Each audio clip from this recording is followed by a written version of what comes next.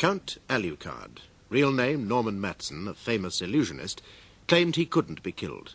At least, that's what his publicity said. Unfortunately, it turned out not to be true. 2 members of the audience fired silver bullets at him from real guns. He'd performed the act thousands of times before, always successfully. This time, one of the silver bullets pierced his chest and passed right through his body. Norman Matson died from internal bleeding. He died before the ambulance could arrive. The police arrested his assistant Rita, who was also his wife.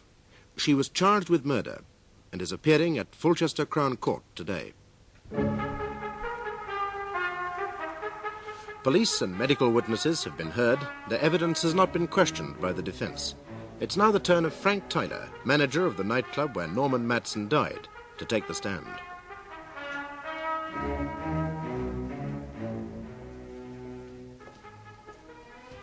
What is your religion? Siri. Take the testament in your right hand and read aloud the words on this card. I swear by Almighty God that the evidence I shall give shall be the truth, the whole truth, and nothing but the truth. You're Frank Tyler of 15 Benson Drive, Fulchester? Yes, sir. And you're the manager of the 501 Club, Chancellor Place, Fulchester? I am, Mr. Elliot.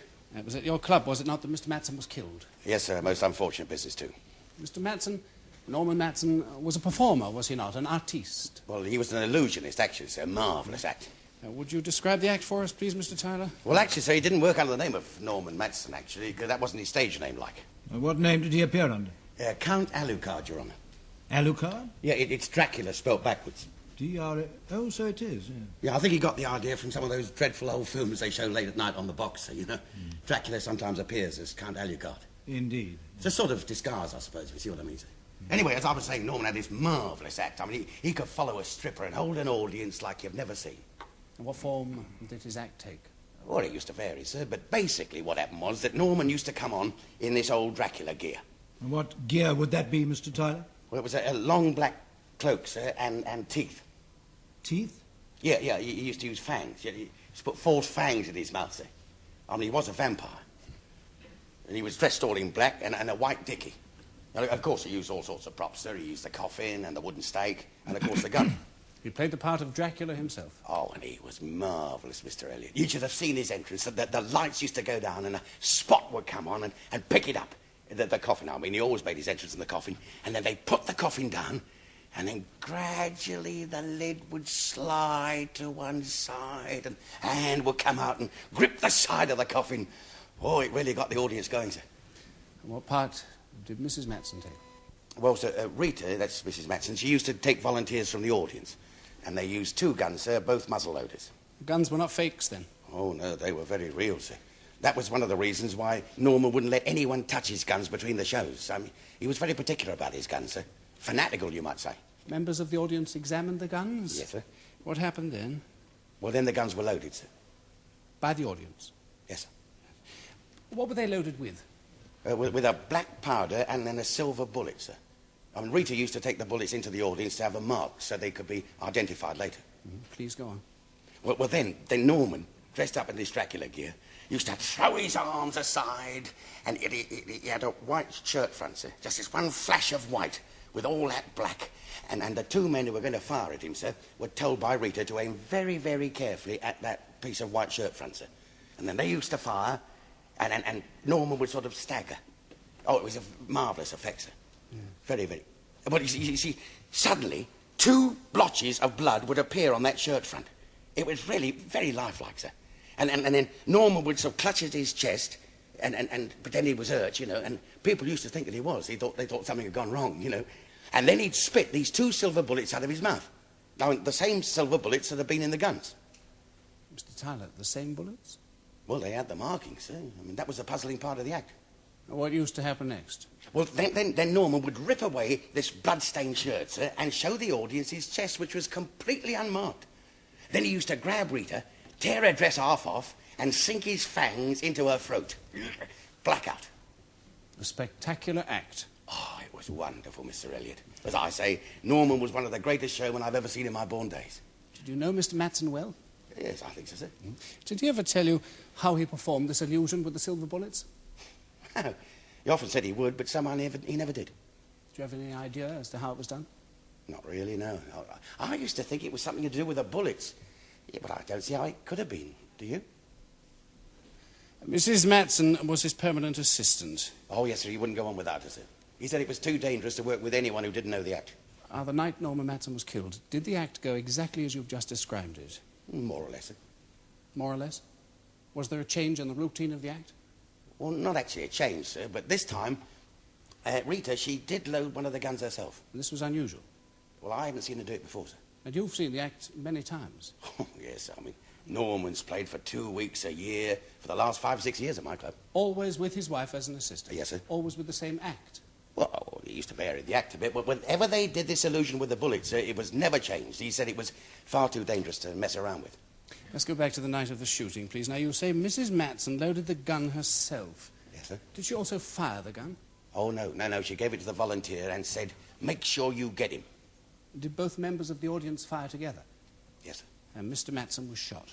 Yeah, he sort of fell, sir, you know. To start off with, I thought he'd done it to sort of build up the effect, but well, after a minute he didn't say anything, and he was just groaning and all this blood, and well, I came on and helped drag him to the dressing room, and someone had rung up a doctor, sir, but Norman died before he got there. Did Mr. Matson say anything to his wife? Yes, sir, he said what went wrong. Anything else? Well, yes, he did call Mrs. Matson, if you'll forgive the expression, Your Honour, a bloody stupid cow. He thought it was her fault. No, the witness cannot possibly answer that question and shouldn't be asked it. Yes, Mr. Fry, I agree. The question is quite improper. As it please your lordship. Mr. Tyler, was there any other woman present where Mr. Matson lay dying and said, "You bloody stupid cow"? No, sir, she was the only woman there. Are you aware of anything else to which he might have been referring apart from the shooting? No, sir. No.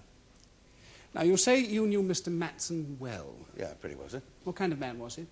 Ah, he was the greatest performer I've ever seen. No, as a man, not professionally. I mean, did he have the reputation of being, say, faithful to his wife? Faithful? What? Norman. Faithful? Oh, no, God. No, he couldn't have been faithful to old harem of wives, sir. No, he was a right stallion, if you'll forgive the expression, Your Honour. Mr. Tyler, while not wishing to impair your natural fluency, I would be grateful if you would give your evidence in simple, unembellished language. Yes, sir, I'm sorry, sir. Was Mr. Matson unfaithful with anyone at the club? Several? Several, to your certain knowledge? Yes, sir. I fail to see how the witness can have certain knowledge of the deceased's sexual habits, unless he watched. Yes, I'm inclined to agree with you, Mr. Fry. How can you have certain knowledge of Mr. Matson's infidelities? Well, he used to borrow my office sometimes, sir. Borrow your office? Yeah, you know, he'd come up to me and he'd say, Frank, lend us your office for half an hour. I've got a bird here that I want to... Well, you understand, sir.